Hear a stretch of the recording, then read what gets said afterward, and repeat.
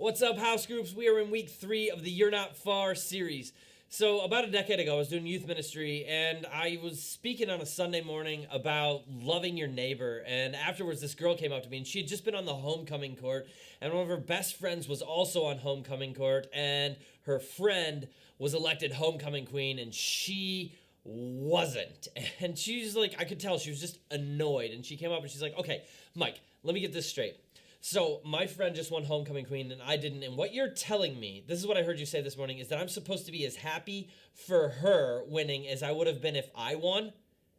And I said, that's actually a really good illustration. That's exactly what I was talking about. And she just kind of put her hand on her hip and looked at me and said, I think Christianity is ridiculous then, because who could even live like that?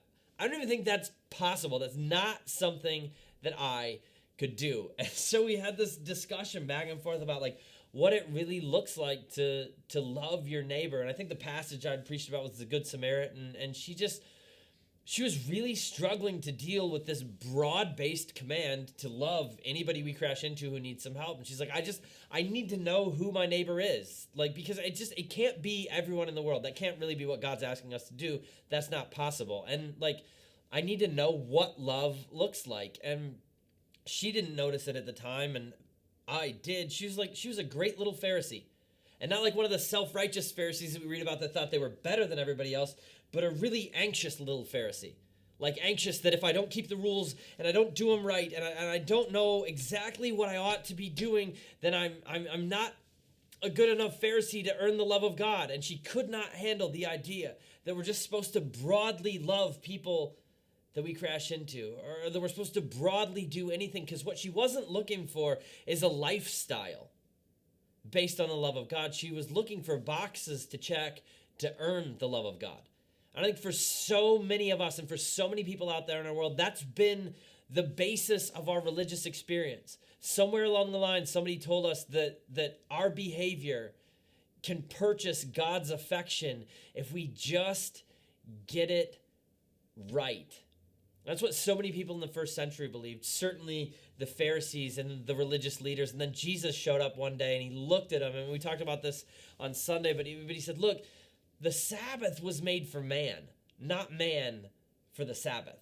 And he's saying, look, God's rules weren't created, or like human beings weren't created so someone would follow God's rules. God's rules were created so that human beings could flourish. He just took this whole religious system that was based on performance and jumping through hoops and trying desperately to obey enough to be loved by God, and he turned it completely upside down and said that's not the idea at all. And he flipped the script on this narrative that we obey in order to be loved. And he said, no. You are loved, and so you obey.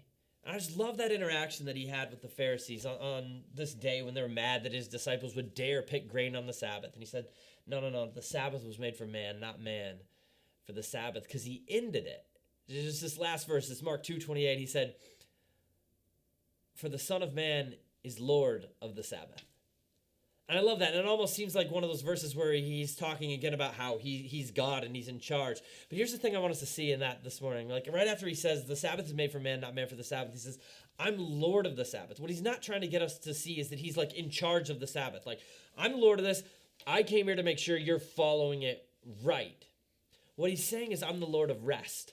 See, the Sabbath was this day that God set apart so that human beings could rest. And one of God's commands, right alongside don't murder and don't kill and don't lie, was rest on the Sabbath.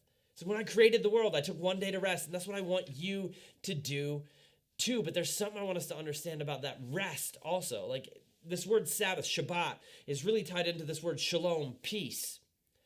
Because rest for Jesus, rest for the Sabbath wasn't just about like recharging your batteries. Like, you got to sleep a little as a human being. You need to just get filled back up again with energy so you can run out into your week and do the stuff that you can do. The big idea of Shabbat and Shalom in the Old Testament is like resting in satisfaction, in the goodness of life.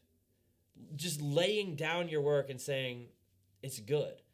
See, the rest that God did on the seventh day wasn't because God was tired. It wasn't like, Whew, it was exhausting saying all those words that exploded the world into being. God wasn't worn out. God was satisfied. He looked and he said, it's good, it's good, it's good, it's good, it's very good. And then he just sat back because it was the way that it should be. And when Jesus says, I'm Lord of the Sabbath, he's saying, look, here's what I want you to be able to do. I want you to put down all the striving and all the effort and all the stuff that you've been working for, and all the boxes you've been trying to check off, and all the checklists that you've been trying to get through so that you can be good enough and convince yourself and the world around you and God that you're good enough, and just say, no, no, no, no, no. I am so loved and accepted in God. I can look in the mirror and just rest in the beauty of that, because I know who I am. And so tonight, I don't know where you're at on your spiritual journey. I don't know whether you grew up in a system that was really built on jumping through hoops so you could be good with God. I don't know whether you've been striving. I don't know whether over the last 8 months you haven't felt a whole lot of rest in your soul. But what I want you to do tonight is rest in the idea that the Lord of the Sabbath, the Lord of rest, says you are so loved and so incredibly accepted, no matter who you are, where you've been, or what you've done. Like, that he came and gave his life so you could be forgiven and set free and live with him forever. That's who you are. And when you know that, all the striving and all the effort can cease. You don't have to earn God's love. You can't earn it. It's given to you and it's free, and he loves you. That's who you